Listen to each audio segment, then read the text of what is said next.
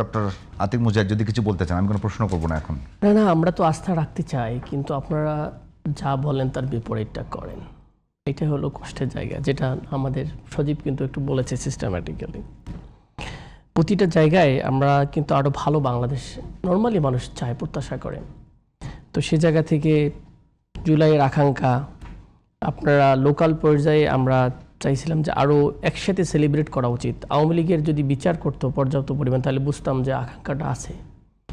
জুলাই এখন আওয়ামী লীগের লোকজন ঘুরে বেড়াচ্ছে প্রচুর পরিমাণে। মামলা 5ই আগস্টের আগে মানে যেগুলো পরপর হয়েছে ইন্টারিমের সময়, এর বেশি নতুন করে কোনো ধরনের ফাংশন নাই।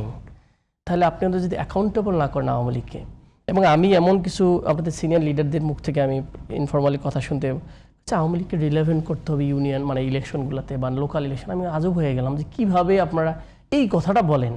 আমি তো বললাম যে আওয়ামী লীগ আসলে আপনাদের আর ভোট থাকবে না, কেন আওয়ামী লীগের ভোট আপনাকে দিছে, একটু মজা করে বললাম।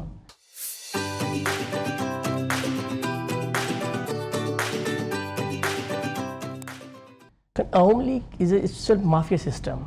ওকে আপনি যেখানে রিলেভেন্ট করবেন সেখানে আপনার খেয়ে দেবে। আওয়ামী লীগকে রিলেভেন্ট করার কোনো স্কোপই নেই। যখন আপনার একজন সিনিয়র লিডার পার্লামেন্ট মেম্বার তো এরকম বলে, পার্লামেন্ট মেম্বার হওয়া মানে সিনিয়র লিডার নয়, না একদমই টপ লেভেল। আমি বলি তার আমি নাম বলছি যে এই জিনিসটা আমি তো বলছি, এটা কি নীতি নির্ধারণের বক্তব্য? তাহলে জুলাইয়ের আকাঙ্ক্ষা কি এটাই যে আওয়ামী লীগ পুনর্বাসন আমাদের করতে হবে? যখন আমরা দেখি যে এস আলমের প্রতিষ্ঠান কিছু বন্ধ হয়, আর এক নামে কিছুটা আসে, যখন সামিট গ্রুপকে জয়ের যে প্রতিষ্ঠান জানেন তো, সামিট গ্রুপে নিউ ইয়র্ক কিন্তু জয়ের টাকা সব চলে, সেই সামিট গ্রুপ আবার বাংলাদেশে FSRU বাংলাদেশে যে আমাদের ফ্লোটিং গ্যাস যেটা রিগ্যাসিফিকেশনের যে সেন্টার টার্মিনাল, সেটার দায়িত্ব আবার দেয়া হয়, এবং আমাদের বিপিসিতে সামিট গ্রুপের যে মামলা ছিল সে মামলা উইথড্র করা হয়। তাহলে এগুলো কীভাবে হয়?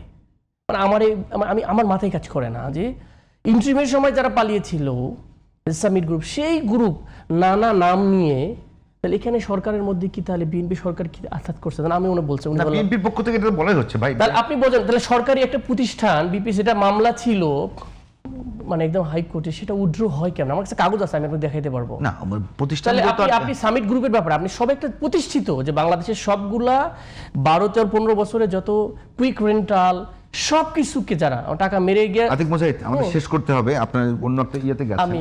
আমি জাস্ট বলতেছি কেন জুলাই আকাঙ্ক্ষার সাথে আমি বিএনপির সাথে কেন আমার আস্থা রাখতে পারি না। আস্থার জায়গাগুলো হচ্ছে এরকম যে আপনি যেটা বলতেছেন একটা ফাংশনাল করতেছেন না, এবং আমরা আশা করছি যে বিএনপি ফাংশনাল করবে। আমাদের 3বার গাড়িতে ভাঙলো, আমিও তো ছিলাম ভাই, আমার গাড়ি এমপি হিসেবে আমিও তো ছিলাম ওই হবিগঞ্জ থেকে।